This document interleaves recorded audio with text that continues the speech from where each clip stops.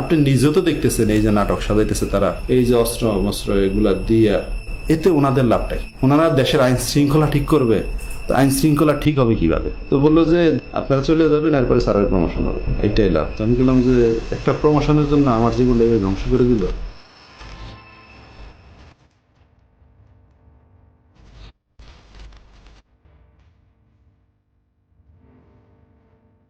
If you didn't have that commission, probably it will be just a storytelling. Nobody will believe. Somebody will say yes, somebody will say no. Now they have concrete proof, and now they will go to the justice. 400 অভিযোগ পেয়েছি মাত্র 13 কার্য দিবসে। যারা গুমের শিকার victim এবং তাদের পরিবাররা প্রায় 1800-র উপরে আমাদের কাছে তাদের কমপ্লেন সাবমিট করেছে। সারা বাংলাদেশের বিভিন্ন পেশাজীবী, বিভিন্ন শ্রেণী পেশার, বিভিন্ন বয়সের, বিভিন্ন জায়গার, এবং তাদের মধ্যে অনেকেরই রাজনৈতিক পরিচয় আছে। কারো কারো ক্ষেত্রে হয়তো রাজনৈতিক পরিচয় ওইভাবে নেই, কিন্তু তাদেরকে জঙ্গি ট্যাগ লাগিয়ে দেওয়া হয়েছে। সব ধরনের মানুষ ছিলেন ভুক্তভোগী। দিনমজুর ভুক্তভোগী আসেন আমাদের কাছে, অত্যন্ত ধনী ভুক্তভোগী আসেন, কলেজ পড়ুয়া ছাত্র আসেন, যেমন তেমন নারী ভুক্তভোগীও আছে। এমনকি 10 বছরের কম বয়সী ভুক্তভোগীও আমাদের কাছে আসেন। আমি শুধু আমাদের মনে আছে যে আম্মু যখন বোরকা পরতো তখন আম্মুকে একটা কালো কালার টুপি পরাইতো আর একটা হাত করা পরাইতো। মাঝে মাঝে আমাকে নিয়ে যেত, তুই একদিন নিয়ে গেছে, বাকি সময় আমাকে রেখেই গেছে। গুমের সাথে আসলে বাংলাদেশের প্রত্যেকটা বাহিনী জড়িত বলা চলে। সেক্ষেত্রে প্রধানত আমরা যাদেরকে নাম নিতে পারি তাদের মধ্যে হচ্ছে rapid action battalion, Bangladesh police তো আছেই, detective branch of police, CTTC, DGFI, NSI, এগুলো প্রধানত তারা এই গুমের সাথে জড়িত ছিল। কমিশন গঠন হওয়ার পরে মানুষের যেমন প্রত্যাশা ছিল, আমরা নিজেরাও প্রত্যাশা করতাম, আমরা আশাবাদী ছিলাম যে সমস্ত ঘটনার পুঙ্খানুপুঙ্খ আমরা বের করব। এই যে একটা অপরাধ সংগঠিত হয়েছে, যে অপরাধটা স্বাভাবিক কোনো অপরাধ না, যে অপরাধটা একটা পরিকল্পনার ভিত্তিতে রাষ্ট্র কর্তৃক সংগঠিত হয়েছে।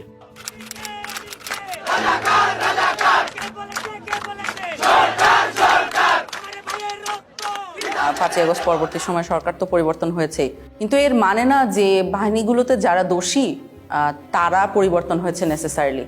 স্পেশালি প্রথম দিকে সবই তো একই মানুষ ছিলেন, এবং ওনারা জানতেন এবং সঠিকভাবেই জানতেন যে আমরা যদি একজন বন্দীকে কোনো একটা স্পেসিফিক বন্দিশালায় লোকেটেড করে ফেলি, অর্থাৎ সে ওই জায়গায় ছিল এটা নিশ্চিতভাবে বলতে পারি, তাহলে তার বন্দিত্বের জন্য দায়ীকে তা ইমিডিয়েটলি বলা সম্ভব। কারণ ওই বন্দিশালার চাবিটা কার হাতে ছিল, কোন বাহিনীর কন্ট্রোলে ছিল, সেই বাহিনীর ঊর্ধ্বতন কর্মকর্তারা দোষী।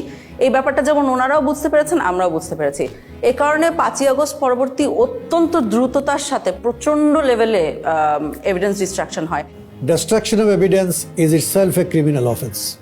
জাস্ট মনকে মন কাগজ পুরানো হয় সব জায়গায়। ডিজিএফআই বলেন, র্যাব ইন্টেলিজেন্স বলেন, এনএসআই বলেন, সব জায়গায় এভিডেন্স পুরানো হয়। তারপরে বিভিন্ন জায়গায় এই ধরনের পুরা এন্টায়ার বিল্ডিংয়ের স্ট্রাকচার পরিবর্তন করে ফেলা হয়।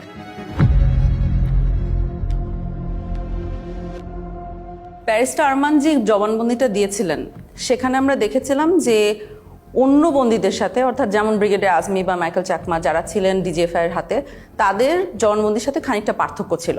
তার মধ্যে দুটো খুব নোটিসেবল পার্থক্য আমাদের জন্য ছিল। সেটা হলো যে অন্যদের চোখ 24 ঘন্টা বন্ধ থাকছে না, হাত 24 ঘন্টা বাধা থাকতো না, ব্যারিস্টার আরমানের থাকতেন। যেই স্থানে আমাকে আটকে রাখা হয়েছিল সেখানে সকল বন্দীদেরকে 24 ঘন্টা চোখ বেঁধে রাখা হতো, 24 ঘন্টা হাত করে রাখা হতো। কোথায় আছি বলা হতো না, কয় তারিখ বলা হতো না, সময়টা বলতো না। আমি বারবার তাদেরকে বলতাম যে নামাজ পড়ার জন্য সময় জানা দরকার, কীভাবে নামাজ পড়বো, তারা বলতে বলা যাবে না, আদেশ। তখন আমরা বুঝতে পারি যে উনি এবং ব্রিগেডিয়ার আজমি, মাইকেল চাকমা একই লোকেশনে ওনাদেরকে রাখা হয়নি, অন্য কোথাও ছিলেন উনি। তো সেল থেকে বের করে তখন আমি চোখ বাঁধা অবস্থা থাকলেও আমি ক্লিয়ারলি আমি বুঝতে পারি যে আমি বের হয়ে একটু কয়েক কদম সামনে যে একটা ছোট্ট সিঁড়ি ক্রস করে ঘুরতেছি, তারপরে লেফটে আবার যে আয়নাঘরে ওনাকে রাখা হয়েছিল সেখানে ঢোকার সময় উনি সিঁড়ি দিয়ে উঠেছেন এবং ঠিক তার পরপরই কয়েকটা সিঁড়ি নেমেছেন। এখন এটা শুনেই আসলে সাথে সাথে বুঝে যায় যে উনি কোথায় ছিলেন, কারণ গোটা বাংলাদেশে সিম্পলি একটা জায়গায় আছে, একটা বন্দিশালায় আছে যেটা এই পার্টিকুলার বর্ণনাকে ম্যাচ করবে। তো ওইখানে উনি এক পর্যায়ে বলেন যে ওনার পায়ের নিচে ছিল মসৃণ টাইলস, সাদার মতো, এবং ঠান্ডা ছিল। এই ছোট্ট সিঁড়ি যখন ক্রস করে যাই তখন একটা 5 থেকে 7 কদমের সিঁড়ি হবে এবং খালি পায়ে আমাকে যতবার বের করা হয়েছে তখন খালি পায়ে পরে যে আমাকে জুতা পরা হয়েছে বের করা হয়েছে, খালি পায়েটা আমি একদম ক্লিয়ারলি বুঝে দিয়েছি যেটা সিঁড়ি টাইলস লাগানো সিঁড়ি ছিল। কিন্তু ওই রুমে অলরেডি আমরা অক্টোবরের মধ্যে অভিযান একটা চালিয়েছিলাম, আমরা ইন্সপেক্ট করে এসেছিলাম, ওখানে কোনো টাইলস ছিল না, ওটা সম্পূর্ণ সিমেন্টের একটা ফ্লোর। সো আমরা কর্মকর্তাদের ডেকে অফিসারদের ডেকে জিজ্ঞেস করা শুরু করি যে টাইলস কই। একটা সিঁড়ির পাশে যখন এই মার্কটা থাকে, what does it indicate do you think? কারণ আমি তো বিল্ডিং এর এক্সপার্ট না। টাইলস, এই সিঁড়ি টাইলড ছিল। আচ্ছা, এই প্রশ্নটা আমার মনে আছে ওনাদের মোটেও পছন্দ হয় না, কারণ ওনারা এত বড় বড় কর্মকর্তা, আমরা জিজ্ঞেস করছি টাইলস কই, কথার তো কোনো মানে নাই। কিন্তু আমরা শিওর ছিলাম টাইলসের ভিতরে এই মিস্ট্রিটা লোকেটেড, এটা যদি সলভ করতে পারি আমরা মিস্ট্রি সলভ করতে পারবো। ওই সিঁড়ির তো দুইটা সাইড থাকে, একটা লে সাইড একটা লে সাইড, তো ওপর দিকে সিমেন্ট দেওয়া হয়েছিল, কিন্তু এই সাইডটায় ওইখানে মিস করে দিয়েছিল সিমেন্ট দিতে। তো ওখানে যেটা ছিল টাইলসের পিছনে দেখবেন গ্রিড আছে, চারকোনা গ্রিডের ছাপ রয়ে গেছিল। তা আমরা ওই ছাপগুলো দেখে বুঝতে পেরেছিলাম যে টাইলস অবধারিতভাবে ওখানে ছিল। ব্যারিস্টার আরমানকে আমরা ছবি আঁকতে বলেছিলাম যে আপনি আঁকেন তো, যে আপনার চোখ বন্ধ ঠিক আছে কিন্তু সিঁড়ি দিয়ে নেমে আপনি কোন দিকে যান। তো উনি একটা ছবি এঁকে দিয়েছিলেন সুন্দর করে, যে সোজা যে বাইরে গেলে সেলে ঢোকা যায়। এখন আমরাও সোজা যে বাইরে ঢোকা যায় না, কোথাও দেয়ালের সাথে ধাক্কা লাগে। ওইখানকার যখন ছবি ব্যারিস্টার আরমানকে দেওয়া হয় তখন ব্যারিস্টার আরমান বলেন যে এখানে কি কিছু হয়েছে দেয়ালে, দেয়ালটা মানে কি জানি একটা তারতম্য আছে, এরকম একটা উনি ইন্ডিকেশন করেন।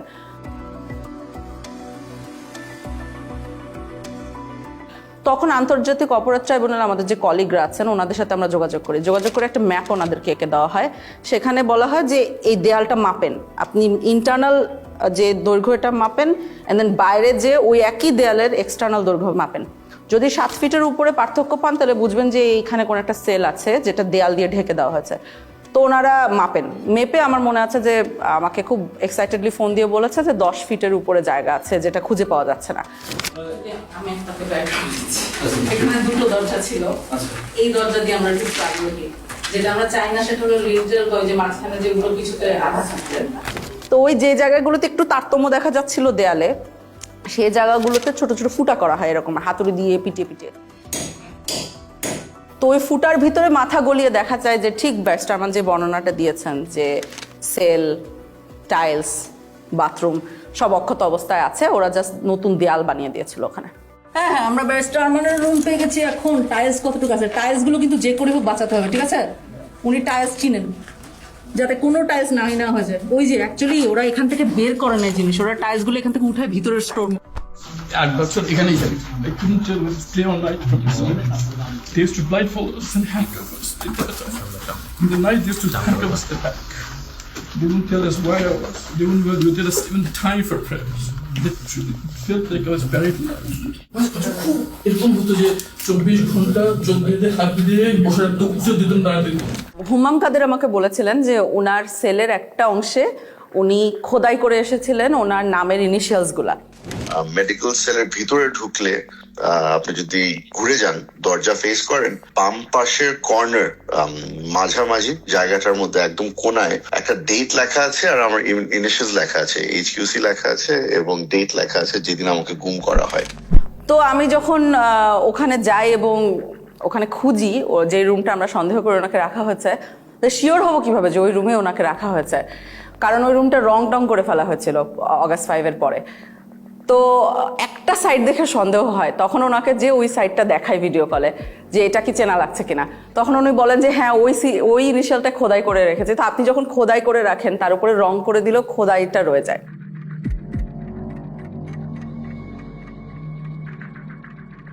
বিগত সময়ে যেটা 2009 থেকে 2024-এর 5ই অগস্ট পর্যন্ত আওয়ামী লীগ শাসন আমলে যেটা হয়েছে, আমরা দেখেছি তারা সবসময় একটা বয়ান দিত যে বাংলাদেশে কখনোই গুম হয় নাই।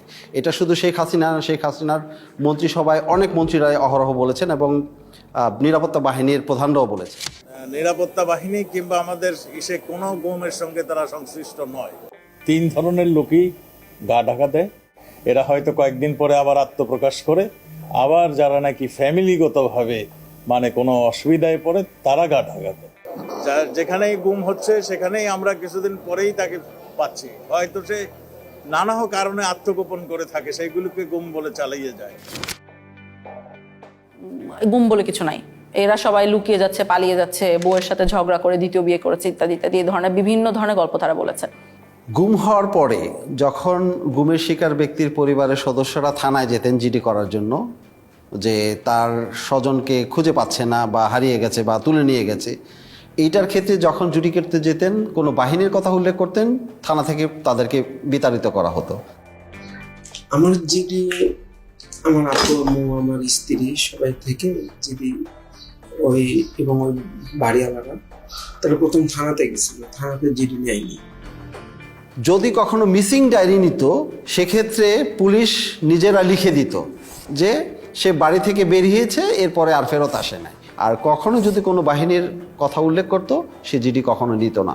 এমনও হয়েছে যে বাহিনীর নাম উল্লেখও করে নাই, কিন্তু তারপরও জিডি নেয়নি, থানা থেকে তাদেরকে তাড়িয়ে দেওয়া হয়েছে। আমরা 250টা কেস ফিল্টার করেছিলাম আমাদের 1800-র মধ্যে থেকে, যে 250টা কেসের 3টে বৈশিষ্ট্য ছিল। 250টার কেসে আমরা সমসাময়িক প্রমাণ পাচ্ছি। কি প্রমাণ? যে তাকে যখন গুম করা হচ্ছে তখন তার হয় একটা মিডিয়া রিপোর্ট আছে, সমসাময়িক মিডিয়া রিপোর্ট আছে। তার যে নিখোঁজ হয়ে যাওয়া বা তাকে যে তুলে নিয়ে যাওয়া হয়েছিল, সেইটার জন্য একটা থানায় জিডি করা হয়েছে। কোনো কোনো ক্ষেত্রে তাদের পরিবারের মামলা করেছে। এবং এই লোকটা জীবিত আছে, অর্থাৎ সে আমাকে তার অন্তর্বর্তীকালীন পিরিয়ডে সে কোথায় ছিল এর বর্ণনা দিতে পারছে, যেটা আমরা কোনো না কোনো আয়নাঘরের সাথে ম্যাচ করতে পারছি। ওই এক সাইডে দিয়ে গ্রিলের দরজা ছিল, টয়লেটটা ছিল এই কর্নার, হ্যাঁ, যেদিকে কলমের মাথাটা রাখছিলেন, জি জি, এটার সামনে দিয়ে এমনি ওই যে অল্প একটু উঁচু দেয়াল ছিল। এটা কি শুধু সামনে ছিল না সাইডেও ছিল? না, শুধু সামনে ছিল, এক পাশ ছিল। দরজা ছিল ওই আপনার শিক লোহার। শুধু একটা দরজা না দুইটা দরজা? একটাই দরজা, একটা দরজা মানে 2টা তালা দিত একটা দরজা। সিঁড়ি বয়ে আমাকে ওঠানো হয়, সিঁড়ি বয়ে ওঠানো হওয়ার পরে একটা সাদা ফ্লোরে আমার মানে সমান একটা ফ্লোরে রাখতে দেওয়া হয়, বুঝতে পারি টাইস খোপের মানে কাপড়ের দরজা ছিল। ওই খোপটা বেশি উঁচু ছিল না, আমার এতটুকু হবে প্রায় এতটুকু। আচ্ছা, আমি আপনাকে একটা ভিডিও দেখাই, দেখি চিনতে পারেন কিনা। জি জি, খোপে খোপ। এটা হচ্ছে সেই সবুজ কাপড়ের, হ্যাঁ সবুজ কাপড়, আমি তো বললাম আপনাকে মেকশিফট যে ফ্রেমটা। জি হ্যাঁ হ্যাঁ, ভেতরে একজন দাঁড়ায় আছে। হ্যাঁ আমি তো বললাম এই পর্যন্ত, আমি তো আগেই বললাম। আর ভেতরে শুয়ে থাকা যাবে।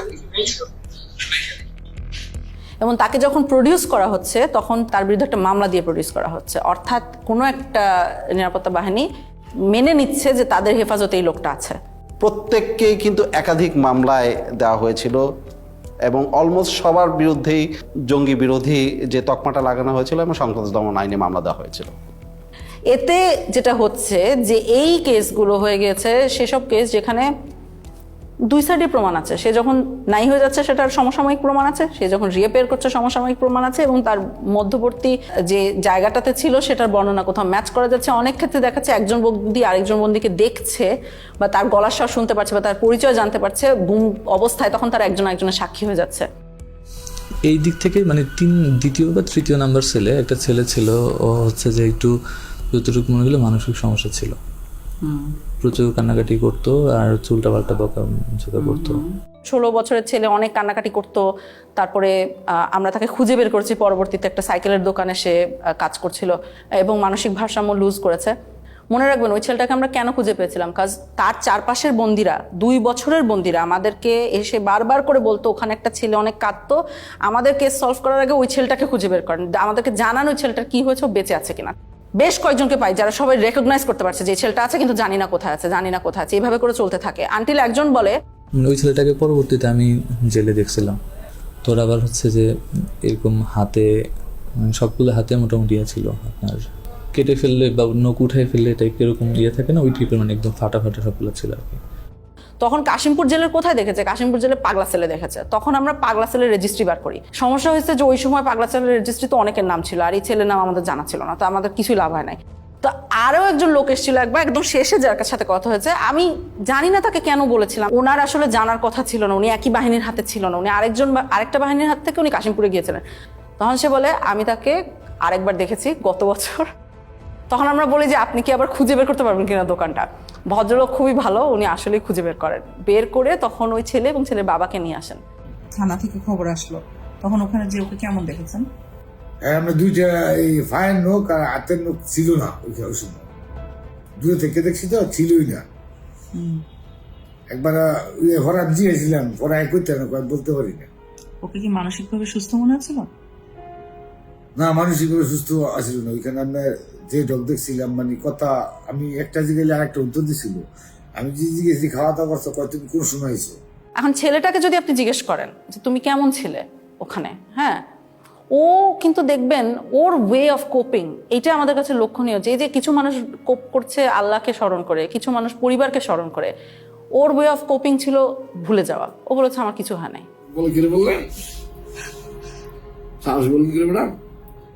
কারণ তুমি 4 বছর অনেক কষ্ট সহ্য করেছো। অনেক কষ্ট, ব্যথা পাইতাম ম্যাডাম।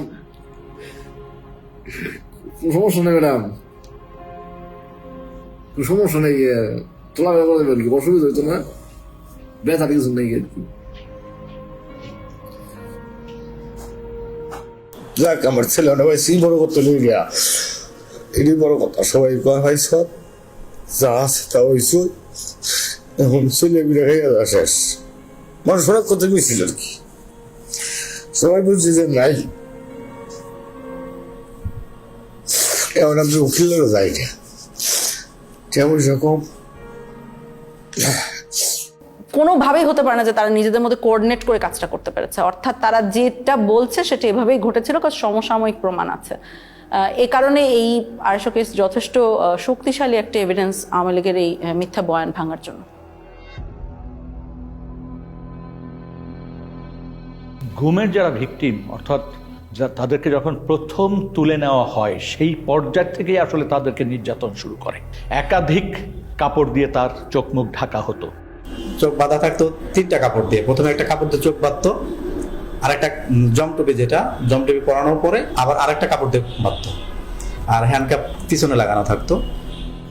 মাইক্রোবাস বা যে পরিবহনে উঠানো হতো তার 2 পাশে যখন থাকতো তারা কিন্তু চেপে থাকতেন, তার হাত করা পরিয়ে ফেলতেন, এবং কোনো কোনো ক্ষেত্রে তাদেরকে নীল ডাউন করে রাখা হতো সিটের ওখানে, যাতে বাইরের মানুষ কোনোভাবে টের না পায়। গান বাজনা বাজানো হতো যাতে কেউ ধারণা না করতে পারে যে এই গাড়িতে কাউকে তুলে নেওয়া হচ্ছে। তারপর তাকে যখন নির্দিষ্ট স্থানে নিয়ে গোপন সেলে যখন তাকে বন্দি করবে, তাকে নামানো হতো যখন, কোনো কোনো ক্ষেত্রে তাকে 2 পাশ থেকে উঁচা করে রাখতো, যাতে কোনোভাবে অনুধাবন না করতে পারে যে সে কয়টা স্টেপ দিয়ে উপরে উঠছে। প্রত্যেকটা গোপনশালায় আসলে অত্যন্ত ভয়ানক, এবং আপনি যদি দেখেন যে গোপন বন্দিশালার সাইজগুলো, দৈর্ঘ্য প্রস্থ, এখানে মানুষকে রাখাটাই হচ্ছে টর্চারের শামিল। এইখানে যারা আসে এখানে আসে, এখান থেকে লোক নিয়ে যায়। কোথাও যদি ট্রান্সপোর্ট করে যে ঢাকা থেকে লোক নিয়ে অন্য কোথাও পাঠাবে, এখান থেকে 4 জন 2 জন এখান থেকে নিয়ে, আমি এরকম একবার 3 জন লোক নিয়ে স্যার ট্রান্সপোর্ট করছি কর্মীতে লকে। একবার গেট দিয়ে ডুবে, সাথে হাতে বাম পাশে, না হাতে ডান পাশে আর কি। আমি যদি একদিকে ডুবে হাতে ডান পাশে। সাইজ কি সেলগুলোর? স্যার টয়লেট টাইপ স্যার, বুঝিয়ে বলুন। টয়লেট স্যার, মানে একটা টয়লেটের দৈর্ঘ্য প্রস্থ 3 ফিট বাই 8 ফিট স্যার, এরকম লম্বা। লোহার গেট লাগানো স্যার, সার্কিট লাগানো। Look at how tiny this room is, and it's still divided into 7 different cells. Look, I'll just come into this one to show you how small it is. I'm about 5 feet 4 inches tall, and I can stand up straight in this particular one, but I cannot extend my arms all the way out. But if you go just next door to this one over here, take a look. I cannot stand up straight. I cannot extend my arms. And imagine that people spent weeks, months, or even years in these cells. পাশে কোনো স্থানে তাকে নেওয়া হতো যেখানে জিজ্ঞাসাবাদ করার জন্য নানান ধরনের যন্ত্রপাতি ব্যবহার করা হতো। দেখা গেছে 8-10টা সেল আছে, তার সাথে একটা জিজ্ঞাসাবাদের ব্যবস্থা বা একটা রুম আছে। সেই রুমে যখন তাকে নেওয়া হতো, 2-1টি বাক্য বিনিময় করার পরই তাকে মারধর শুরু করে দিত। আর যখন মারতো, বেশি মারবে, তখন এই হাত পিছনে দিয়ে রাখতো, আর আমার এই কনুইগুলো, 2 হাঁটু, এগুলাতে খুব জোরে জোরে মারতো। এই মোটা পুলিশের হাতে যে মোটা লাঠিগুলো থাকে, এগুলো দিয়ে, এবং এক পর্যায়ে আমাকে বলল যে তোর হাড় থেকে মাংস আলাদা করে ফেলবো। কোনো কোনো বন্দিশালার ভিতরেই টয়লেট, যেখানে তাদেরকে ঘুমাতে হতো রাতে, সেই জায়গায় তারা ঘুমাতে পারতো না। তার কারণ হচ্ছে কমোড থাকতো, ওই কমোডের উপরেই তাদের পা রেখে ঘুমাতে হতো। আমাকে ওখান থেকে টর্চার করে দুইজনে কাঁধে করে ধরে একটা সংকীর্ণ একটা বাথরুমে বললে চলে, আমি 5 ফুট 8 ইঞ্চি পা লম্বা করলে আমার হাঁটু পর্যন্ত বাথরুমের ভিতরে চলে যায়, মানে এতটা সংকীর্ণ জায়গা। কিছু সেল ছিল এত ন্যারো, সেখানে বন্দি শুতেও পারতো না, জাস্ট পা গুটিয়ে কোনো মতে ওখানে থাকতো। যেন সাইজ ছিল 3.5 ফিট বাই 4 ফিট এরকম সাইজের। নিয়ে যাওয়ার পরে যেখানে আমাকে নিয়ে গেল সেটা হলো একটা ছোট একটা সেল। ছোট সেল বলতে 3.5 ফিট পাশে, আর লম্বা হলো আপনার 4 ফিটের থেকে একটু বড়। অর্থাৎ আমি সেজদা দিলে মাথায় লেগে যেত, আবার রুকু দিতে গেলে পিছনের সাইড লেগে যেত গিরিলের সাথে, এরকম একটা অবস্থা ছিল। যারা বন্দি ছিল ওই বন্দিশালায় থাকাটাই হচ্ছে দুঃসহ মানসিক যন্ত্রণার একটা বিষয়। আমাকে ওই রকম একটা ফ্লোরের সাথে এরকম করে হাত দিয়ে এরকম করে আস্তে আস্তে বাড়ি দিতে হতো। বাড়ি দিয়ে একটু শব্দ হলেই তারা লাঠির ইশারায় বাথরুমে মিলে যেত। বাথরুমের জন্য তারা মারতে দেরি হতো, অনেকে 8 মিনিট সময় দিত আমাকে। 8 মিনিটের বেশি হতো আমাকে বিলম্ব দিত, মারতো, আবার লাঠির ইশারা দিত, অনেক বকাবকি হতো। এক ধরনের যন্ত্র ব্যবহার করতে হতো, যে হাতে শিকল দিয়ে ওই যন্ত্রের সাথে আংটা পরিয়ে দিয়ে মেশিন চালু করলে তাকে আস্তে আস্তে ছাদের দিকে ঝুলিয়ে ফেলা হতো। এই ঝুলন্ত অবস্থায় ঘন্টার পর ঘন্টা রাখার ঘটনা আমরা শুনেছি, এমনকি মানে 24 ঘন্টার কথাও আমরা অনেক ক্ষেত্রে পেয়েছি। আমাকে ওই ফ্যান লটকায় এরকম একটি এর মধ্যে গামছা দিয়ে এরকম প্রায় 15 দিনের মতো ঝুলিয়ে রাখছে। শুধু আমি টয়লেট এবং নামাজ এই দুইটা আর খাবার সময় আমাকে ছাড়া রাখতো, আর এইরকমভাবে সবসময় ঝুলিয়ে রাখছে। কোনো কোনো বন্দিকে হ্যান্ডকাপ পরিয়ে জানালার গ্রিলের সাথে বেঁধে রাখা হতো সার্বক্ষণে, এবং সে শুতেও পারতো না, ওইভাবে কোনো মতো বসে থাকতো। এই যে এর জানালার মধ্যে একটা হাতে এই পাশে ঝুলাই রাখছে আর একটা হাতে এই পাশে। এই 5 দিনের মধ্যে 3 দিন এইভাবে আমাকে লকআপের সঙ্গে ঝুলাই রাখা হয়। শুধু একটাই দোষ ছিল, আমি বলছি আমি নিকাব খুলবো না, আমি পর্দা করি। যেখানে হ্যান্ডকাপ পরা হয়েছে সেখানে কেটে গেছে, রক্ত পড়েছে, তারপরও কিন্তু তাকে নামানো হয়নি, বরং ওখানে পিটানো হতো এবং নানান কথা জিজ্ঞাসাবাদ করা হতো। এই ওনাদের নাম জিজ্ঞাসা করতেছে, এর মধ্যে আমাকে কি করলো, পানি ঢাললো, মুখে গামছা দিয়ে পানি ঢাললো। কোথায় আছে বল, কোথায় আছে বল, কোথায়, মানে আমাকে মানে একটা সেকেন্ডের সময় দিতে আসে। আমি বলতেছি মুখের মধ্যে ভিজা কাপড় দিয়া প্রায় 2-3 মিনিটের মতো পানি ঢালতো, আর ওই সময় দেখা যায় আমি প্রায় সময় অজ্ঞান হয়ে যেতাম, আর মুখ দিয়া খুব লোট টোট ইত্যাদি এগুলো বের হইতো, তারপরও তারা হাসাহাসি করতো। কোনো কোনো ক্ষেত্রে তাকে চেয়ারে বসানো হতো। চেয়ার আবার 2 ধরনের ছিল। এক ধরনের চেয়ার ছিল যেটা কাঠের ফ্রেম, মানে কাঠের চেয়ার, সেখানে ইলেকট্রিক শক দেওয়ার ব্যবস্থা থাকতো। তো চেয়ারে বসিয়ে ইলেকট্রিক শক দেওয়ার যন্ত্র সাথে সংযোগ স্থাপন করে দিত শরীরে, কখনো কানে, কখনো নখে, কখনো পায়ে, এইভাবে দেওয়া হতো। আমার কানের লতার মধ্যে লাগাইছিল ওই যে কি ওইটা ওই যে কি ইলেকট্রিক ওটা বলতে পারবো না, কিন্তু মনে হলো যে ঠাডা পড়ে মাথা আমাদের সুইচ দেওয়ার লাগলে মনে ঠাডা বললো। অনেক ক্ষেত্রে জিজ্ঞাসাবাদের সময় বালতিতে পানি রেখে প্রস্রাব করতে বলা হতো। কারেন্টের শর্ট দিয়েছে, একটা বালতি দিছে, বালতির মধ্যে পানি ছিল, পেশাব করতে দিচ্ছে, অনেক পানি খাওয়ানোর পরে পেশাব করতে দিচ্ছে। পেশাব করার সময় কারেন্টের শর্ট লাগে, পানির মধ্যে যখন পেশাব করে তখন কারেন্টের শর্ট লাগে।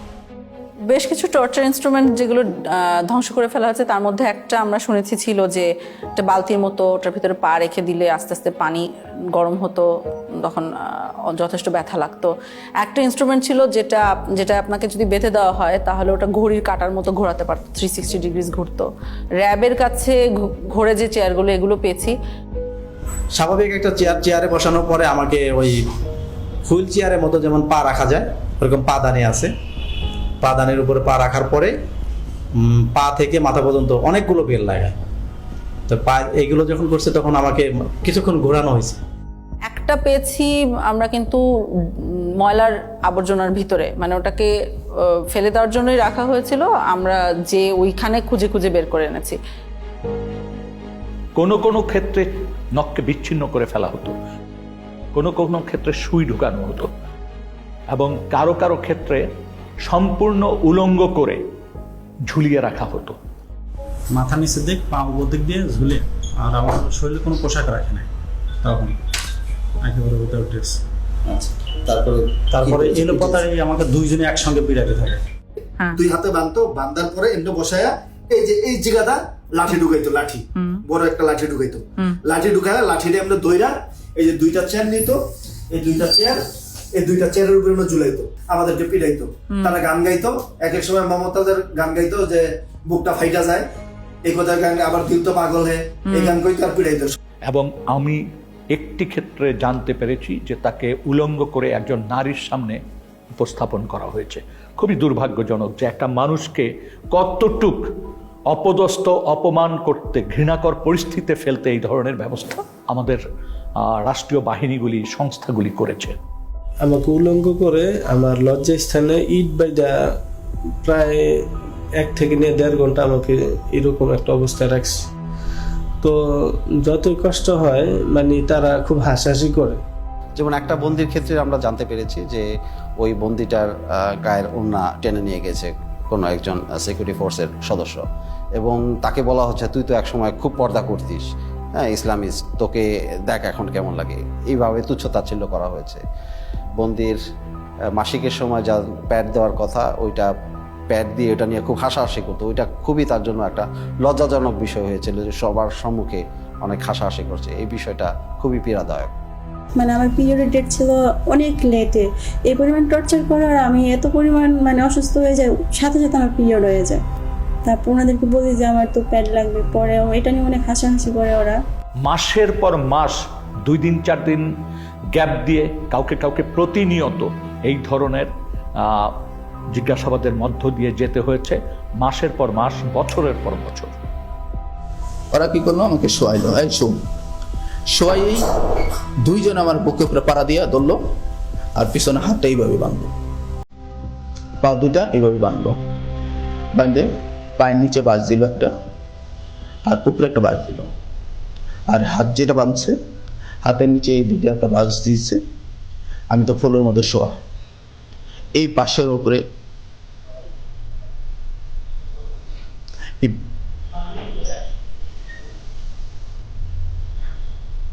পাশের উপরে আমাকে 4-5 জন দাঁড়াই গেছে। তখন আমার মানে ভিতর থেকে মানে আমি আর কোনো কিছু বলতে পারতেছি না, শুধু একটাই প্রশ্ন করতেছে, তোর বাড়িতে কে কে থাকে, তোর বাড়িতে কে কে থাকে। এবং আমরা দেখি এই জিনিসগুলো মানুষের ভিতরে অনেক বড় ভয় রেখে দেয় অনেক দিনের জন্য।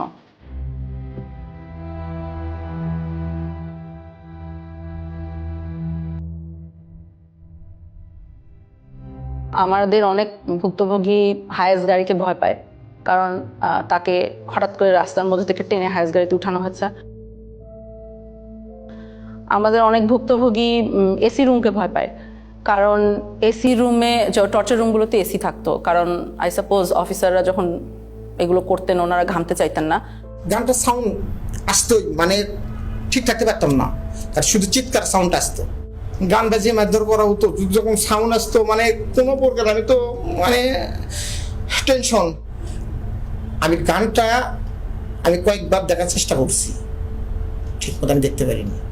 চিকিয়া কালিয়ারে ওই গানটা আপনি দেখতে পারেন নাই? জি, গানটা আমি কয়েকবার দেখার চেষ্টা করছি, ওইভাবে আমি দেখতে পারিনি।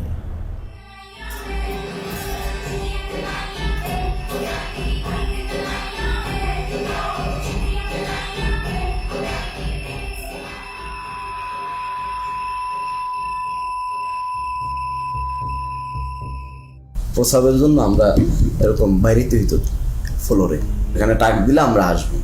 প্রসাবে ধরছে মিউজিক ছেড়ে দিছি, ওই আওয়াজও তাদের কাছে পৌঁছায় না। মিউজিকের সাথে তো ওটা হারায় যায়, ওই সাউন্ড তো আর পাবে না।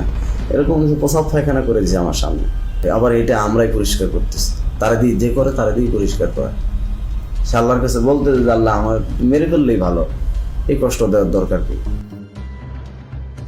এই মানুষগুলো কিন্তু যারা বেরিয়ে এসছেন জীবন নিয়ে, তারা কিন্তু এটা ভুলতে পারেন নাই। তারা এখনো গভীর রাতে ঘুম ভেঙে যায়, তাদের চিৎকার করেন, এই ট্রমার থেকে কিন্তু এখনো বেরিয়ে আসেনি। বাথরুমে একটা নতুন লাক্স সাবান ছিল। হ্যাঁ, এখন ওই লাক্স সাবানের স্মেল আসলে আমার মাথায় কাজ করে না। আমি লাক্স সাবানের ওই স্মেলটা যদি কেউ আমার সঙ্গে গোল করবে, আমার আমি ভিতরে অস্থিরতা চলে আসে, আতঙ্কগ্রস্ত হয়ে যায়। আর শুধু যে তারা বেরিয়ে আসে নাই তা না, এই সমাজটাও কিন্তু এক ধরনের ভীতিকর ভয়ার্ত পরিবেশের মধ্যে একটা ভয় সমাজের ভিতর কিন্তু প্রবাহিত। আওয়ামী লীগের শাসন আমলে আমরা যেটা দেখেছি মূলত হচ্ছে বিরোধী রাজনৈতিক দলকে দমন করার জন্য এই গুমকে একটা হাতিয়ার হিসেবে ব্যবহার করা হয়েছে, এবং সেক্ষেত্রে তাদের প্রধান টার্গেট ছিল বিএনপি, জামাতে ইসলামী এবং ইসলামী ছাত্র শিবিরের নেতাকর্মীরা। সরকারের বিরুদ্ধে যখন জনমত তৈরি হয়ে যেত, সরকারের বিরুদ্ধে যখন মানুষ প্রশ্ন করা শুরু করত, যখন সংঘবদ্ধ আন্দোলনের চেষ্টা হতো, বিরোধী দল বিরোধী মত যখন সংগঠিতভাবে ঐক্যবদ্ধভাবে কোনো বিষয়কে প্রোটেস্ট করতে চাইতো, তখনই এই নির্যাতনের মাত্রা বেড়ে যেত, মানুষের ঠিয়ানার সংখ্যা বেড়ে যেত। এবং আমরা যেটা দেখেছি যে প্রত্যেকটা জাতীয় নির্বাচনের আগে গুমের সংখ্যা অস্বাভাবিকভাবে বেড়ে যেত। এটা আমরা দেখেছি 2014 নির্বাচনের আগে, অর্থাৎ 2013 পিরিয়ডে, এবং 2018 সময় 2017-18, এবং 2024 নির্বাচনের ঠিক আগে 2023 শেষের দিকে এবং 24 শুরুর দিকে। In her second term as Prime Minister, security forces were locking up opposition figures without trial. Among them, a popular official with the Bangladesh Nationalist Party, Sajidul Islam Sumon. In December 2013, eyewitnesses say he and 5 friends were taken by authorities and never seen again. কেন নিল? কি দোষ আমার ছেলের? আমার ছেলে নাই, আমি কি করবো পয়সা থেকে? এটা আমরা সন্ত্রাস বিরোধী ট্রাইব্যুনালেও দেখতাম যে অস্বাভাবিকভাবে মামলার সংখ্যাটা বেড়ে যাচ্ছে, এবং সেখানে মূল আসামি হিসেবে যাদেরকে দেখা হতো তারা হচ্ছে তৎকালীন বিরোধী রাজনৈতিক দলের নেতাকর্মী। মিডিয়াকে আইনশৃঙ্খলা রক্ষাকারী বাহিনী, র্যাব, ডিজিএফআই, বিভিন্ন গোয়েন্দা সংস্থা তাদের মতো করে ব্যবহার করেছে। তারা যেই ধরনের গল্প বানিয়ে দিবে সেই গল্পটাই যাতে প্রচার করা হয়, এবং মিডিয়া সেটা প্রচার করত নির্দ্বিধায়। কোনো জায়গায় কিন্তু তারা প্রশ্ন করতো না, একদম হুবহু একই বয়ান, বাহিনী যে বয়ানটা দিত সেই গল্পই তারা ছেপে দিত। যখন একজন গুম হচ্ছে, দের আর ওয়ান অফ টু থিংস যেটা হতে পারে, একটা হলো তাকে মেরে ফেলা হবে বা তাকে বাঁচিয়ে রাখা হবে। বাঁচিয়ে রাখার পরবর্তী কি হবে? বাঁচিয়ে রাখার পরবর্তীতে বেশিরভাগ কেস হলো যে তাদেরকে মামলা দিয়ে ছেড়ে দেওয়া হচ্ছে। বাংলাদেশে মামলাগুলো যথেষ্ট ভয়ঙ্কর, এটা কিন্তু আমরা বলছি যে ক্রিমিনাল জাস্টিস সিস্টেম গুমের সাথে কন্টিনিউয়াস একটা সিস্টেম ছিল।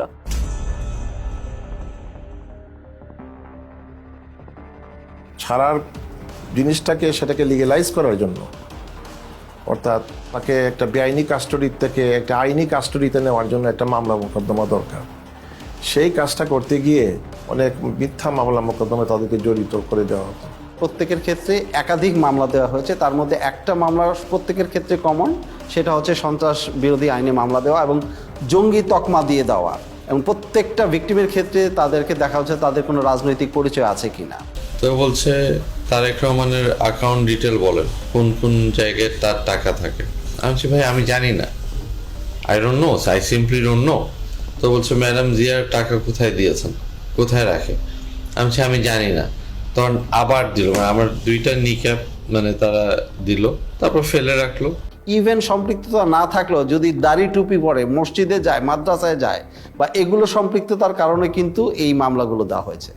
তুই তোর জামাতের তুই শিবিরের কোন পদ আসাস, তুই কী করো সেই সে বলছি আমি একসময় ছাত্র শিবির করতাম, এখন আমি করি না।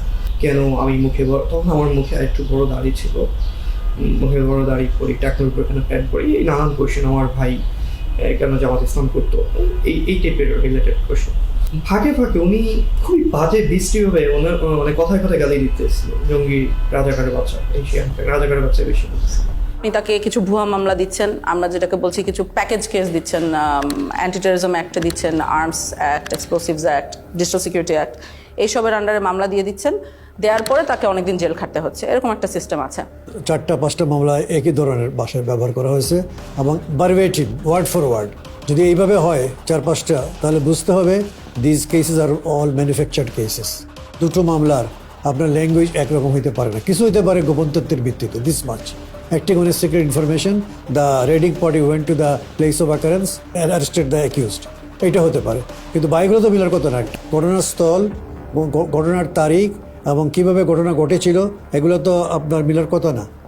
বিশেষ করে সন্ত্রাস বিরোধী আইনে যে মামলা, জঙ্গি ট্যাগ দিয়ে জঙ্গি বানানো, এইটাই কিন্তু প্রথমতই তাকে হিউমিলেট করছে।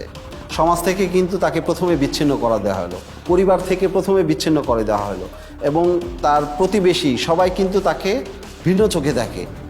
এই ছেলেটা জঙ্গি, আমরা তো জানতাম না, এটা জঙ্গি পরিবারের সন্তান। তাদের মধ্যে একটা ফোবিয়া ছড়াই গেছিল যে এই আপার সাথে হয়তো যোগাযোগ করলে আমরাও অ্যারেস্ট হতে পারি, আর এই মেয়েটার সাথে যোগাযোগ হলে আমরাও অ্যারেস্ট হতে পারি। এটার জন্য আমরাও নিজেদেরকে গোটাই নিয়েছিলাম যে কি দরকার যদি কারো ক্ষতি হয়। বাংলাদেশে জঙ্গি নাই এই কথাটা বলা যাবে না, জঙ্গি ছিল, জঙ্গি এখনো আছে। কিন্তু প্রশ্নটা হচ্ছে যেইভাবে এটাকে ফুলিয়ে ফাঁপিয়ে দেখা হচ্ছে, যেটা প্রোটেক্ট করা হচ্ছে, এইটার খুবই একটা ক্ষুদ্র অংশ হয়তো বাংলাদেশে জঙ্গি আছে। তৎকালীন যে সরকার ক্ষমতায় পাকাপোক্তভাবে টিকে থাকার জন্য এই ওয়ার অন টেররের যেই ন্যারেটিভ, এইটাকে জিয়ে রাখার জন্য এটা তারা চালিয়েছে। Killed by the BNP Jamaat. You know that BNP Jamaat is a terrorist party. They always go for terrorism and nepotism and corruption. I have to prove credibility, right? To whom? To whom? A terrorist party? A terrorist organization? No. এই মামলাগুলো তো বছরকে বছর চলছে, এবং এই মামলার হাজিরা দিতে দিতে তাদের যে অর্থনৈতিকভাবে পঙ্গু হয়ে যাচ্ছে প্রত্যেকটা ফ্যামিলি। এবং আমরা একটা জরিপ করেছি যে মিনিমাম খরচ হয়েছে 7 লাখ টাকার মতো, তাদের হাজিরা থেকে শুরু করে এই মামলা পরিচালনার সব খরচ। অনেক ফ্যামিলি তাদের জমি জমা, তারপরে হচ্ছে বাড়িঘর পর্যন্ত বিক্রি করে দিয়েছে এই মামলা থেকে পরিত্রাণ পাওয়ার জন্য, কিন্তু মামলাগুলো ঝুলছে। প্রায় 3 লাখ টাকার মতো খরচ হয়েছে জামিনের পেছনে, আসা যাওয়ায়, গাড়ি ভাড়া, এটা হচ্ছে নিট একটা কস্ট। তারপর তো অন্যান্য জায়গায় এখানে টাকা খাওয়াইছে, ওইখানে টাকা খাওয়াইছে, বাড়িতে পুলিশ গিয়েছে কয়দিন পর, ডিবি থেকে লোক গিয়েছে, ওরা গিয়ে বসে থাকছে, তো বিভিন্ন ধরনের কথাবার্তা বলছে, ওদেরকে টাকা দেওয়া লাগছে, টাকা পয়সা না নিয়ে কেউ কখনো আসে নাই, থানায় টাকা দেওয়া লাগছে, বিভিন্ন সময় বিভিন্ন জায়গা থেকে সংস্থার লোক গেছে, ওরা টাকা খাইছে, অনেক টাকা পয়সা খরচ হয়েছে 16 সালেও। এখানে একটা দুঃখজনক বিষয় হচ্ছে যে অনেক ক্ষেত্রে দেখা যায় মামলাগুলো ভুয়া প্রমাণিত হওয়ার পরে তাকে বেকসুর খালাস করে দিয়েছে, কিন্তু তাকে যে এই যে 4 বছর বা 5 বছর যে সে কারাগারে বন্দী ছিল, এটা তাকে কে ফিরিয়ে দেবে?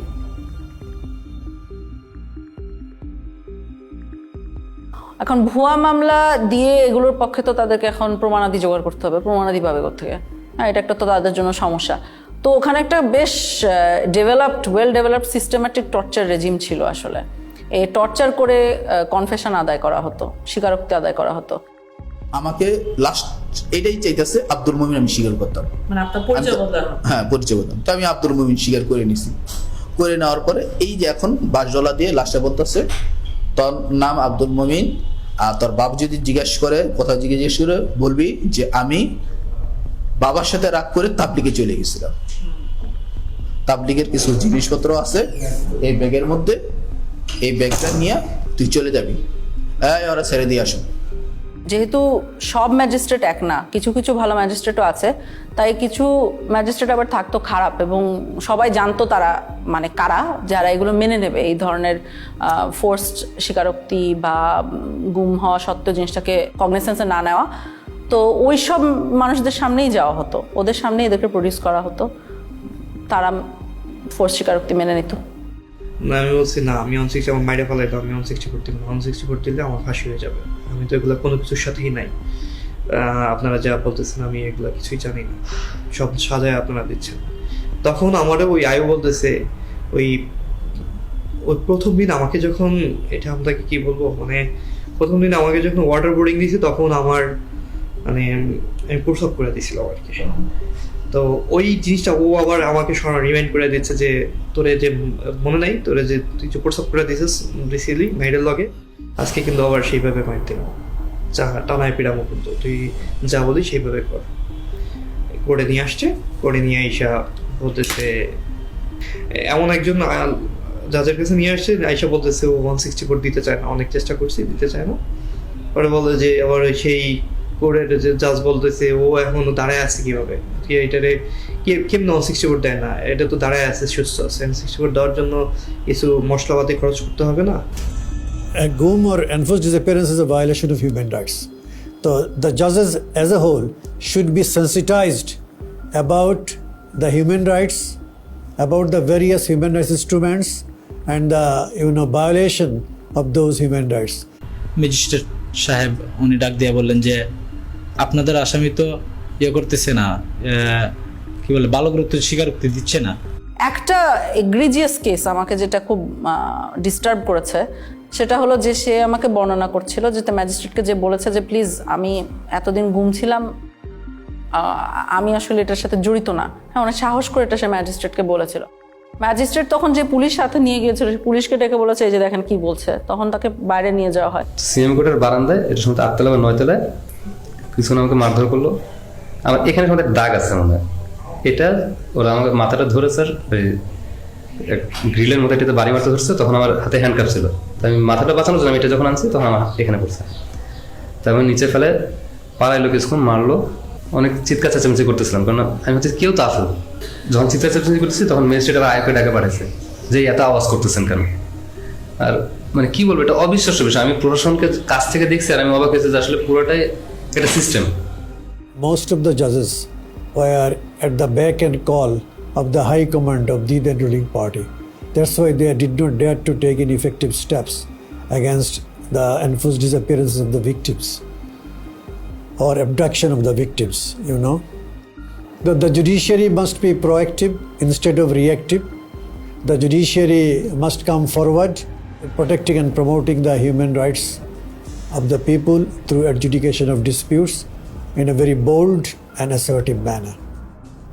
Boldness is an integral part of the personality of a judge.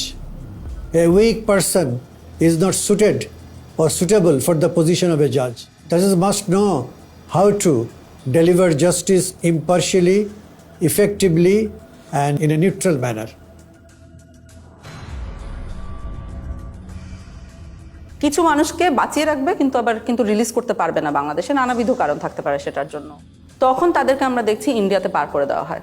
ইন্ডিয়াতে পার করার পদ্ধতিটা আমরা বুঝতে পেরেছি বন্দীদের সাথে কথা বলে, সিকিউরিটি ফোর্সের ভিতরে যে হুইসেল ব্লোয়াররা আছে তাদের সাথে কথা বলে, এবং অনেক সময় আমরা নথিপত্র মিলিয়ে দিন তারিখ চেক করেও ওগুলোকে কনফার্ম করেছি যে এভাবেই ঘটেছে। তোমার আম্মায় অনেক কান্নাকাটি করতেছে, এর জন্য অনেক সরাসরি হয়েছে, এর জন্য তোমাকে দেশে রাখা যাবে না, এর জন্য তোমাকে দেশের বাহিরে পাঠাবো আমরা।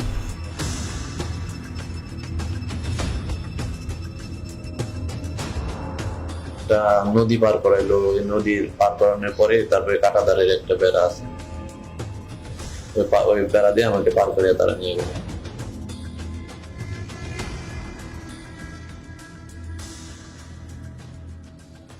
ওইখানে নিয়ে 2টা লোক আইছিল হুমরাই করে, বললো তোর পার করে দেব, তারপরে তুই ওই জায়গায় কতদিন থাকবি, আবার আমরা তো আবার ব্যাগ নিয়ে আসবো। ইন্ডিয়াতে নিয়ে যাওয়া হতো, আমাদের বাহিনী নিয়ে যেত 300-400 মিটার ইনটু দ্য বর্ডার, নিয়ে যে ওই বাহিনীর হাতে হ্যান্ড ওভার দিত। একটা বিশেষ ক্ষেত্রে আমরা দেখেছি যেখানে বন্দি এক্সচেঞ্জ হয়েছিল। ওরা আবার ওই দেশ থেকে কারা যেন আসছে স্যার, আপনার ওদের ইন্ডিয়ানরা আসছে, ওরা 2জনকে দিল, আমরা 2জনকে দিলাম। মানে ওরা 2জন বন্দিকে দিল, আপনাদের বন্দি 2জনকে ওদেরকে দিয়ে দিল। ইন্ডিয়া আমাদেরকে বন্দি দিয়েছিল, আমরা একজন বাংলাদেশি সিটিজেনকে দিয়েছি। আমার ধারণার সাথে মনে হয় আরেকজন ছিল যার পরিচয় আমরা এখনো বের করতে পারিনি। অর্থাৎ আমরা 2জনকে দিয়েছি, একজনকে পেয়েছি। ওই 2জনের মধ্যে একজন বাংলাদেশি নাগরিক, সাথে মিষ্টিও দেওয়া হয়েছে। ওই বাহিনীও মানে ইন্ডিয়ান বাহিনীও মিষ্টি এনেছিল, আমাদের বাহিনীও মিষ্টি ছিল। বন্দি গিফট দেওয়ার সাথে সাথে মিষ্টিও গিফট এক্সচেঞ্জ করা হয়েছিল। এটা আমাকে নিরাপত্তা বাহিনীর যারা ওখানে জড়িত ছিল তারাও বলেছেন, বন্দি নিজেও চোখে দেখেছে এই ঘটনাটা ঘটতে। ইন্ডিয়াতে নেয়ার পরবর্তী কি হতো বন্দিদের আমরা সবসময় জানি না, অর্থাৎ কাদের কথা জানি না, আমরা জানি না ওখানে কাউকে মেরে ফেলা হতো কিনা, কারণ যারা মারা গেছেন তাদের খবর আমাদের পক্ষে বের করা এখনো পসিবল হয়নি। যাদেরকে হ্যান্ড ওভার করলো ওদেরকে নিয়ে আবার কি করলেন? ওদেরকে নিয়ে স্যার রাস্তায় 2জনকে স্যার ক্রস ফায়ার দিয়ে ফেলাই দিয়ে আসছে। তবে এটা অবশ্যই হতো যে ইন্ডিয়াতে যারা বাঁচিয়ে রাখা হতো ইন্ডিয়াতে তাদেরকে মামলা দেওয়া হতো, মানে অর্থাৎ ইন্ডিয়ান লিগ্যাল সিস্টেমের ভিতরে তাদেরকে ঢুকিয়ে দেওয়া হতো। সো আনপাসপোর্ট মামলা বলবে, অর্থাৎ ট্রেসপাসিং এর জন্য কেস দেওয়া হতো। তখন ওনারা ইন্ডিয়াতে জেল খাটতেন, জেল খাটা পরবর্তীতে আবার ওনাদেরকে বাংলাদেশে পুশিন করা হতো। ভারতের কারাগারে যদি কেউ থাকে সেটার জন্য আমরা বাংলাদেশি বন্দী যারা আছে তাদের তালিকা চেয়েছি পররাষ্ট্র মন্ত্রণালয়ের মাধ্যমে ইন্ডিয়ান অথরিটিকে। কিন্তু সেক্ষেত্রে যে সমস্যাটা দেখা গেছে যে তালিকাটা দিয়েছে সেটা অসম্পূর্ণ, এবং আমরা যেই পিরিয়ডের তালিকা চেয়েছিলাম অর্থাৎ 2009 সাল থেকে 2024 সালের 5ই অগস্ট পর্যন্ত সেটা তালিকা পায়নি। এই সম্পৃক্ততাটা ইন্ডিয়া এবং বাংলাদেশের যে ইল্লিগাল একটা সম্পর্ক, এটা আসলে খুবই ট্র্যাজিক, কারণ এরকম হওয়ার কথা না, হওয়া উচিত না, এবং আমাদের দেশের সার্বভৌমত্বের প্রশ্ন অবশ্যই চলে আসে, কিন্তু হয়েছে, গত 16 বছর এটা হয়েছে। এবং কারো কারো ক্ষেত্রে চরম পরিণতিটা হয়ে গেছে, যেটা আমরা বিভিন্নভাবে জানতে পেরেছি, এবং অনেকে আমাদের কাছে ইতিমধ্যে এই কথাগুলো বলেছেন। এর মধ্যে একটা বড় অংশ আছে যাদেরকে বেশ কিছুদিন জিজ্ঞাসাবাদ করার পরে অথবা কয়েকদিন জিজ্ঞাসাবাদ করার পরেই সিদ্ধান্ত নেওয়া হয়েছে তাদেরকে হত্যা করা হবে। যখন একজনকে মেরে ফেলার সিদ্ধান্ত হতো তখন কাজটা ওরা, যেহেতু ওনারা ট্রেন্ড অফিসার্স, যথেষ্ট এফিশিয়েন্টলি করতো আমরা বলতে পারি। একজন মানুষকে কখনো কখনো মোরগ বলা হতো, কখনো কখনো প্যাকেট বলা হতো, কখনো কখনো সাবজেক্ট বলা হতো। ঊর্ধ্বতন অনেক অফিসার আছেন যারা মিড লেভেলে ছিলেন বা যারা গোয়েন্দা সংস্থাগুলি পরিচালনা করতেন, তাদের নির্দেশনায়, তাদের উপস্থিতিতে এই মানুষদেরকে নিয়ে যাওয়া হতো মাইক্রোবাসে করে। টঙ্গীর থেকে রওনা দেওয়ার পর যতগুলি ব্রিজ আছে প্রায় প্রতিটি ব্রিজের গোড়াতেই নিয়ে নতুন যারা অফিসার সংযুক্ত হতেন র্যাবে বা র্যাব ইন্টেলে, তাদেরকে বলা হতো দুজন একজন মোরগ নামাও বা প্যাকেট নামাও, গুলি করো।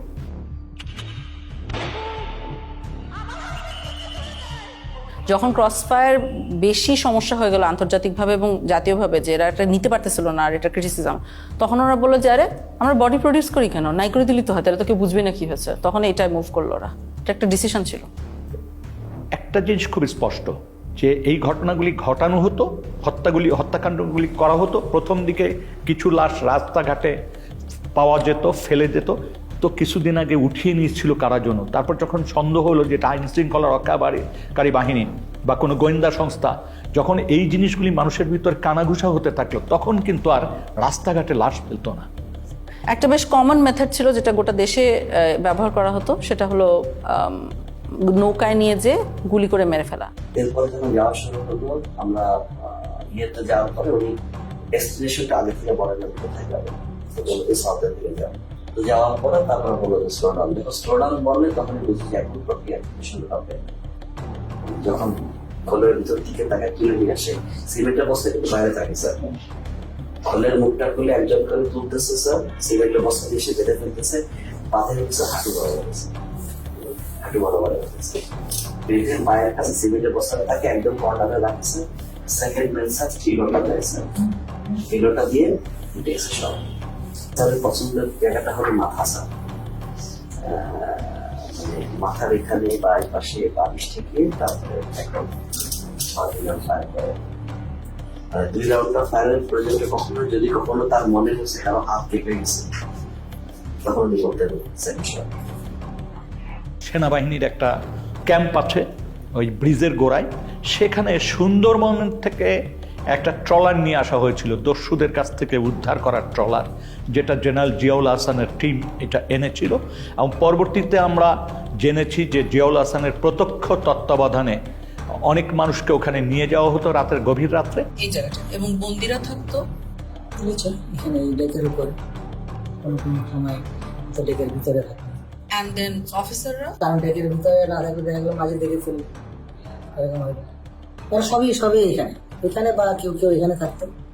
And then এখানে এনে শুট করে এখান থেকে ফেলে দিবে, ওখান থেকে পেট ফাটতেছে ওখানে কুইক অ্যাকশন। তো গুলি করে মেরে ফেলার পরে পেটটা চিরে দেওয়া হতো এবং বডির সাথে সিমেন্টের বস্তা বেঁধে দেওয়া হতো বা ইটের বস্তা, যাতে ওনাদেরকে যখন ধাক্কা মেরে নদীতে ফেলে দেওয়া হচ্ছে তখন তারা ডুবে যেতেন। হচ্ছে গিয়ে এখানে যাওয়ার পরে এই যে মানুষটাকে শোয়ালেন, যাওয়ার পরে বাঁধার পরে তারপরে আপনার গুলি করে ফেলাই দেওয়া হয়। এদিকে বাঁধার রশিটা রেডি থাকে, ওইদিকে সিমেন্টের বস্তার সাথে রশি বাঁধা রেডি, যেমন রশি বাঁধার থেকে সিমেন্টের বস্তা খুলে না যায়, খুলে না যায়। তারপরে বাকি রশিটা এখন এটা কোমরের সাথে দিয়ে বাঁধা সবচেয়ে সহজ, that of any other places of the whole body.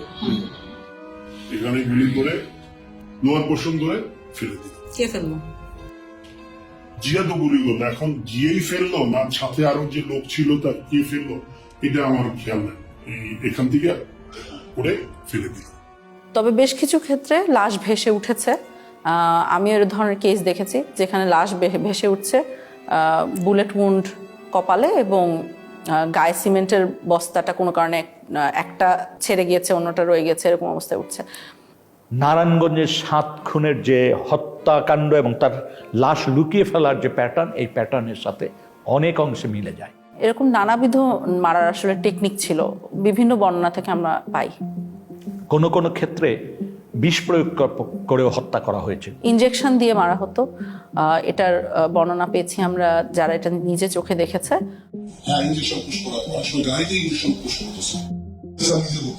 একজন মানুষকে মেরে ফেলে তার লাশটা রেল লাইনে ফেলে দেওয়া হতো, মানুষ রেল লাইনে কাটা পড়েছে এই হিসাবে জিনিসটাকে প্রতীয়মান হয়। কিছু কিছু ক্ষেত্রে দেখা গিয়েছে যে অনেক সময় লাশের হাতে হ্যান্ডকাফ অবস্থায় রেল লাইনে কাটা লাশ পাওয়া গেছে, তো বোঝাই তো যাচ্ছে কি হয়েছে, নাহলে হ্যান্ডকাফ আসলো কোথা থেকে। একজন ভিকটিম তো বেঁচেই আছেন যাকে গাড়ির সামনে, ট্রাকের সামনে ফেলে মারার চেষ্টা হয়েছিল এবং এরকম অনেকাংশে তো সাকসিডও করতো, এভাবে করে মেরে ফেলতো। ওই আবদুল্লাহপুর আশুলিয়া রোড যেটা, সেখানে নিয়ে যায়, নিয়ে যাওয়ার পরে উনি অন্যদেরকে নেমে যেতে বলে। নামার পরে আমাকে যে কানে কানে বলতেছে, ভাইজান আমাকে ক্ষমা করে দিয়েন, দেখেন আপনাকে তো চলন্ত গাড়ির সামনে ফেলে দেওয়ার জন্য বলা হয়েছে। হঠাৎ করে মানে আমাকে ধাক্কা দেওয়া হলো এবং আমি খেয়াল করতেছিলাম যে গাড়ি শব্দ আসতেছে, তো আমি তো তখন ধরে নিয়েছি যে আমি শেষ, আমি পড়ে গেছি। পড়ে যাওয়ার পর মানে পড়ে যাওয়ার পরেও দেখতেছি যে আমি বেঁচে আছি। আমারে তুলে ধরে বলছে যে আপনি ভয় পাবেন না, আপনাকে তো আমরা রাস্তায় ফেলে দিয়েছি কিন্তু গাড়িটা পাশ দিয়ে চলে গেছে। তাহলে আমি টের পাইছিলাম যে গাড়িটা যখন জোরে খুব রানিং এ আসতেছে, আবার যখন ফেলে দিবে ব্রেক শক্ত করে ধরে পাল দিয়ে টা করে শব্দ হয় যেটা, ঠিক সেই শব্দটাই আমার কানে আসছে। আমাদের কাছে যারা মুখ খুলেছেন এটাই পূর্ণাঙ্গ তথ্য না, এর কয়েক গুণ সমাজে এখনো রয়েছেন যারা এখনো আস্থা বা সাহস পাচ্ছেন না এই বিষয়গুলি জনসমক্ষে তুলতে বা তারা অভিযোগ করতে। তারা মনে করে যে এমনিই তো আমরা মামলা মোকদ্দমার ভিতর দিয়ে আছি, তারপর আবার এইটা করতে যে আবার কোন ফ্যাসাদে পড়বো, আবার আমার কোন ভোগান্তি হবে। ওই ওপেন দিয়ে ওইভাবে সাক্ষাৎকার দিব না, কারণ ওটা এভিডেন্স থেকে যাবে। আমার আজ হোক কাল হোক আমার তো আসলে পরেরটাও চিন্তা করা লাগবে, ফ্যামিলি আছে, এমনি তো অত্যাচারের শিকার হয়েছি, গুম ছিলাম, মিথ্যা মামলা নিয়ে জেলে ছিলাম, এখনো স্টিল নাও হাজিরা দিচ্ছি। ওই 16 সালে গুম হওয়ার কনসিকুয়েন্স এখনো বিয়ার করতেছি। আমার ফ্যামিলি স্টিল নাও সাফারার, আমার ক্যারিয়ার ধ্বংস, সবকিছু হয়ে গেছে। তার মানে এখনো কিন্তু আমরা এমন একটা পরিবেশ নিশ্চিত করতে পারিনি যে পরিবেশে মানুষ ভয়হীনভাবে এসে রাষ্ট্রের কাছে বা রাষ্ট্রের সংস্থাগুলির কাছে এসে বলতে পারে যে আমার জীবনে এই ঘটনাগুলি ঘটেছে।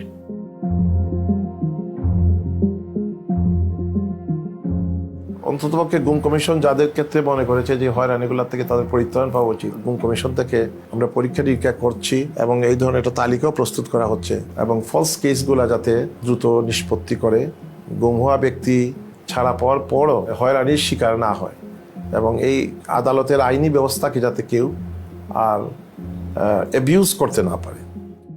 যাদের বিরুদ্ধে এই মামলাগুলো দিয়ে দেওয়া হয়েছে, সন্ত্রাস দমন আইন বা অন্য যে আইনি মামলা হয়েছে, এই প্রত্যেকটা মামলা যাতে দ্রুত নিষ্পত্তি করা যায়, সেটা যাতে এক্সপিডাইট করে, সেটার জন্য সুনির্দিষ্টভাবে সরকারকে বলেছি। দ্বিতীয়ত হচ্ছে যে সন্ত্রাস দমন আইনটাকে সংশোধন করার কথা বলেছি। 3 নম্বর জিনিসটা হচ্ছে যে এটার সাথে সম্পৃক্ত যেটা যে বাংলাদেশে জঙ্গিকে মোকাবেলার জন্য, জঙ্গি ইস্যুটাকে ডিল করার জন্য আমাদের এখানে সুনির্দিষ্টভাবে কিছু স্ট্র্যাটেজি ঠিক করতে হবে। এর পাশাপাশি যেটা হচ্ছে যে রিহ্যাবিলিটেশনের যে বিষয়টা আছে সন্ত্রাসদের মোকাবেলার ক্ষেত্রে, এই বিষয়টা মনে হয় কার্যকর হতে পারে, সেটাকে আমরা ফোকাস করেছি। গুম হওয়া এবং কেউ মারা যাওয়ার মধ্যে একটা বিস্তর ফারাক আছে। সেটা হলো কেউ যখন মারা যায় তখন তার সম্পত্তি ভাগ হয়ে যায়, একটা ডেথ সার্টিফিকেট আসে, সম্পত্তি ভাগ হয়ে যায়, একটা ক্লোজার আসে। কিন্তু কেউ যখন গুম হয়, যেহেতু সে মারা গিয়েছে এই কথাটা বলতে পারা যায় না, কারণ আমরা আসলে জানি না সে মারা গেছে কিনা, তখন কিন্তু কোনো ডেথ সার্টিফিকেট ইস্যু করা যায় না। ডেথ সার্টিফিকেট ইস্যু না করার সাইড ইফেক্ট আপনি দেখেন, ধরেন ভদ্রলোকের ব্যাংক অ্যাকাউন্টে টাকা আছে বা তার সম্পত্তি আছে, কিছু ভাগ হওয়া সম্ভব না। সো পরিবারগুলো অলমোস্ট রাতারাতি পথে বসে যায়, দেখতে পারে যে ব্যাংক অ্যাকাউন্টে টাকা আছে, দেখতে পারে যে তার সম্পত্তি আছে, কিন্তু সে কিছু ব্যবহার করতে পারে না। সেই জন্য আমরা বর্তমান প্রচলিত আইনের বাহিরে আমরা মনে করি যে এমন একটা আইন করা দরকার, যে আইনে কিছু ওভাররাইডিং ক্লজ থাকবে, যে দেশের প্রচলিত আইনের বাহিরে গিয়েও তাদেরকে যাতে একটা আইনগত সুযোগ দেওয়া যায়। যখন একজন মারা যান তখন তার বউ বিধবা হয়ে যান, এটার একটা প্রসেস আছে। কিন্তু যখন একজন গুম হন তখন তার বউ, উনি কি বিধবা না সধবা? কারণ আমরা উত্তরটা জানি না। ভদ্রলোক বেঁচে আছে কি মারা গেছে এটা আমরা বুঝতে পারছি না। এই যে বিশাল সমস্যাগুলো পরিবারগুলোর মধ্যে মানে সৃষ্টি হয়, সেগুলোর কোনো সমাধান তারা পায় না। এবং গত 16 বছর ধরে হাজারে হাজারে পরিবার বাংলাদেশে এই সমস্যাটা ফেস করে আসছে। গুম হওয়া ব্যক্তির ডেথ সার্টিফিকেট ছাড়াই তাদের গুম হওয়ার যে একটা প্রত্যয়ন বা একটা ডিসঅ্যাপিয়ারেন্স সার্টিফিকেট প্রডিউস করে, যাতে পরিবার পরিজন যাতে সম্পত্তি ইনহেরিট করতে পারে, সেই জন্য এই কমিশন থেকে কিছু আইন সংশোধনের সুপারিশ করা হয়েছে।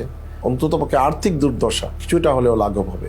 তবে এটা সত্য কথা যে গুম হওয়া ব্যক্তির অনুপস্থিতি বা গুম হওয়া ব্যক্তিকে উদ্ধার করে না দিতে পারলে অপূরণীয় ক্ষতি, সেটা কোনো আইন দিয়ে বা তার সম্পত্তি দিয়ে বা সম্পত্তির অংশ দিয়ে সেটা পূরণ হওয়ার নয়।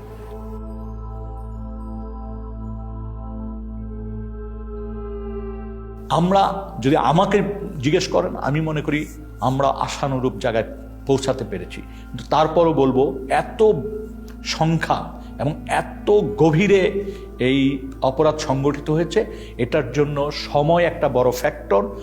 সেই বাহিনীর সদস্যরা যারা এই অপরাধের সাথে যুক্ত ছিল, তারা কিন্তু তাদের একটা বড় অংশ কিন্তু এখনো এই কাঠামোগুলিতে অবস্থান করছেন। তারপরে যাদেরকে চিহ্নিত করা গিয়েছিল প্রাথমিকভাবে, তারা কিন্তু পালিয়ে গেছেন। গুম ও বিচার বহির্ভূত হত্যাকাণ্ডের সঙ্গে সংশ্লিষ্টতার কারণে আইন শৃঙ্খলা বাহিনীর 42 কর্মকর্তার পাসপোর্ট বাতিল করা হয়। জানুয়ারি মাসে এদের বেশ কয়েকজনের বিরুদ্ধে গ্রেফতারি পরোয়ানাও জারি করে আন্তর্জাতিক অপরাধ ট্রাইব্যুনাল। যখন অ্যারেস্ট ওয়ারেন্ট বের হয় তখন কিন্তু তারা অনেকেই দেশে ছিলেন, কিন্তু পাসপোর্ট না থাকা সত্ত্বেও ওয়ারেন্ট বের হওয়ার পরপরই অনেক ঊর্ধ্বতন কর্মকর্তারা দেশ ছেড়ে পালিয়ে যায়। পালিয়ে যাওয়ার পরবর্তীতে এগুলোর এন্ড রেজাল্ট কি হবে? তো ধরেন আপনি বাংলাদেশ থেকে পালাচ্ছেন, মোস্ট লাইকলি আপনাকে ইন্ডিয়া যেতে হবে, কারণ ল্যান্ড বর্ডার আমাদের এসেনশিয়ালি ইন্ডিয়ার সাথে মায়ানমারের যুদ্ধ হচ্ছে, সো ওনারা এদিকেই যাবেন। কারণ আপনি যদি দেশের একজন গোয়েন্দা বাহিনীর প্রধান হয়ে থাকেন, কয়েকজন মিলে আপনি ইন্ডিয়াতে গেলেন, ইন্ডিয়া কি করবে ফার্স্টে? ইন্ডিয়া যেটা করবে হলো আপনাকে বসে আপনাকে ইন্টারোগেট করবে। এখন আপনি চিন্তা করেন যে বাংলাদেশের সকল সেন্সিটিভ তথ্য যাদের ভিতরে আছে তাদেরকে আমরা এসেনশিয়ালি ওনাদের হাতে তুলে দিচ্ছি, বা ওনারা ওনাদের হাতে নিজেরা সোপর্দ হচ্ছেন। এই যে এত বছর যারা গুম খুনের সাথে জড়িত ছিলেন, তারা তো আমরা যেটা বলছি অনেকেই বাহিনীগুলোতে আছে। ওনারা কি চাইবেন? ওনারা চাইবেন ভবিষ্যতে ওনাদের এই অপরাধগুলো যাতে রিভিলড না হয়। এখন আমরা তাদের অপরাধের কথা জানি আর না জানি, আমরা ধরে নিতে পারি এখন যে আমাদের শত্রুপক্ষের গোয়েন্দা বাহিনীগুলো ডেফিনেটলি জানে। তাহলে ভবিষ্যতে তাকে ব্ল্যাকমেল করতে কি লাগবে? শুধু বলতে হবে, তুমি যদি না করো এই কাজটা, তাহলে কিন্তু আমি তোমার পূর্ববর্তী গুম খুনের কথা আমি কিন্তু তোমার বউকে বলে দিব, খুব বেশি যেতে হবে, বা সোশ্যাল মিডিয়ায় ফাঁস করে দিব। তখন কি হবে? আপনি নিরাপত্তা বাহিনীগুলোর ভিতরে স্তরে স্তরে মানুষ রাখছেন যারা ব্ল্যাকমেইলের ক্ষেত্রে ভালনারেবল। আপনি যদি জিনিসগুলোকে সামনে নিয়ে আসেন, যে জিনিসটা আপনি লুকিয়ে রাখছেন না, সেটা দিয়ে কিন্তু আপনাকে ব্ল্যাকমেল করা যায় না। তো আপনি জিনিসগুলো সামনে নিয়ে আসেন, আপনি গুম কমিশনের সাথে কথা বলে ফেলেন, তাহলে এই সমস্যাগুলো কিন্তু চলে যায়। এই অপশনটা না নেওয়াটা আমার কাছে বোকামি মনে হচ্ছে এবং দেশ বিরোধী একটা কাজ মনে হচ্ছে। এই প্রসেসের পিকে প্রাইম মিনিস্টার্স অফিস, অনেক সময় ওনার পক্ষ থেকে ডিফেন্স অ্যাডভাইজার ছিল, তো উনিও মাঝে মাঝে ইন্টারফেয়ার করতেন, কথা বলতেন, আদেশ নির্দেশও দিতেন। So out of the way I went to PM and requested হার যে সালাউদ্দিন কাদের চৌধুরীর ফাঁসি হয়ে গেছে, তার ছেলেটাকে এটা করা হয়েছে, এটা খুব এটা দেখা উচিত। আমাদের ফ্যামিলিটা খুব broken and his relatives have request. আমি নিজে প্রিয়ামকে বলেছি, আমার সাথে মানে আমি 2বার ওনাকে বলেছি, এটা আমার নিশ্চিত মনে আছে। এবং her response was ছেড়ে দিব না, ছেড়ে দিব না, মানে আমি দেখি কি করা যায়। অ্যাডভাইজারকে তুমি বলছো, আমি বলছি। এবং ওনার কি ক্ষমতা ছিল তখন ওটাকে সমাধান করার? অর্থাৎ ধরেন উনি চাইলে কেউ বের করে দিতে পারতো? পিএম চাইলে হবে না, মানে এটা উনি যা চাইবে তাই হবে। সম্ভাব্য যারা অভিযুক্ত তাদের কারো কারোর সাথে কথা বলার পর যে জিনিসটা পরিষ্কার একটা অবয়ব দাঁড়িয়েছে, সেটা হচ্ছে এই ধরনের ঘটনার সিদ্ধান্ত নেয়ার ক্ষেত্রে যিনি নীতি নির্ধারকদের সর্বোচ্চ জায়গায় অবস্থান করছেন, তৎকালীন প্রধানমন্ত্রী শেখ হাসিনা, তৎকালীন সামরিক উপদেষ্টা তারেক সিদ্দিকী এবং বাহিনীগুলির প্রধান এবং ইন্টেলিজেন্স যে এজেন্সি উইং আছে তার প্রধানদের সমন্বিত নির্দেশনার বাইরে বা কমান্ড স্ট্রাকচারের সর্বোচ্চ পর্যায়ের নির্দেশনার বাইরে এই ধরনের ঘটনা দিনের পর দিন, মাসের পর মাস, বছরের পর বছর ঘটার কোনো সুযোগ নাই। সুতরাং তৎকালীন প্রধানমন্ত্রী শেখ হাসিনার এই দায় এড়ানোর সুযোগ নাই।